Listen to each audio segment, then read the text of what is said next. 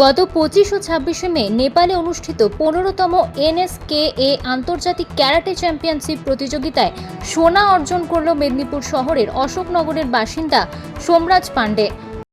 সোমরাজ পাণ্ডে আনন্দ হচ্ছে। বাবাকে মাকে যে ক্যারাটা মাস্টার তাকে তাকে তুমি এইদিকে সম্মান স্যারকে পড়াশোনার সঙ্গে পড়াশোনার সঙ্গে প্র্যাকটিস কিভাবে করতিস, কোথায় প্র্যাকটিস করতিস, কোথায় কোথায় যেতিস সেটা বল। স্পোর্টস ক্লাবে।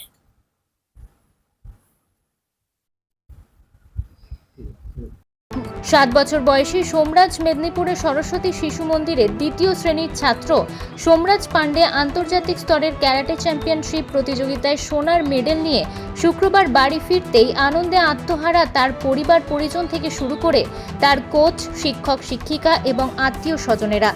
সোমরাজের ক্যারাটে শিক্ষক রাসবিহারী পাল বলেন, সোমরাজ এই প্রথম ভারতবর্ষের বাইরে নেপালে অনুষ্ঠিত প্রতিযোগিতায় অংশ নিয়েছিল, যেখানে মোট 12টি দেশ থেকে কয়েকশো প্রতিযোগী অংশগ্রহণ করেছিল। তার মধ্যে সোমরাজের সাফল্য অভাবনীয়।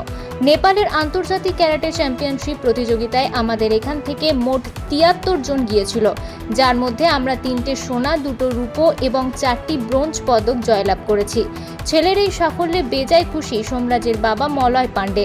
তিনি বলেন, ছেলের এই সাফল্যের জন্য তার ক্যারাটে শিক্ষক এবং কোচের অবদান অনস্বীকার্য। ছেলের এই সাফল্যে খুবই গর্বিত তিনি এবং তার পরিবার।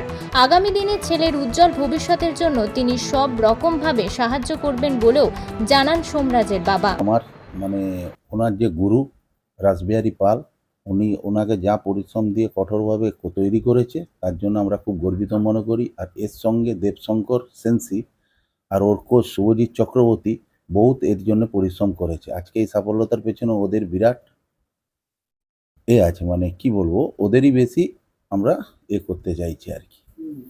এর আগ্রহটা হয়ে যায় একদিন মাঠে ঘুরতে যাই, ক্যারাটা প্র্যাকটিস হচ্ছে, সেদিনই ও বললো যে আমি ক্যারাটা শিখবো।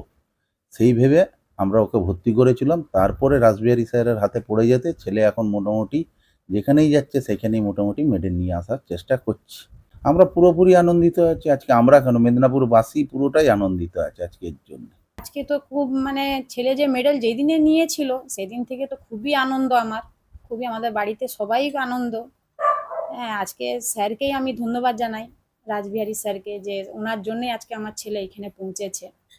হ্যাঁ, আরও আগে যাক আমার ছেলে কি সবারই ছেলে বলছি, সবারই মা বাবা এতই খুশি হোক, আমার ছেলের মতনই আজকে সবাই নাম করুক।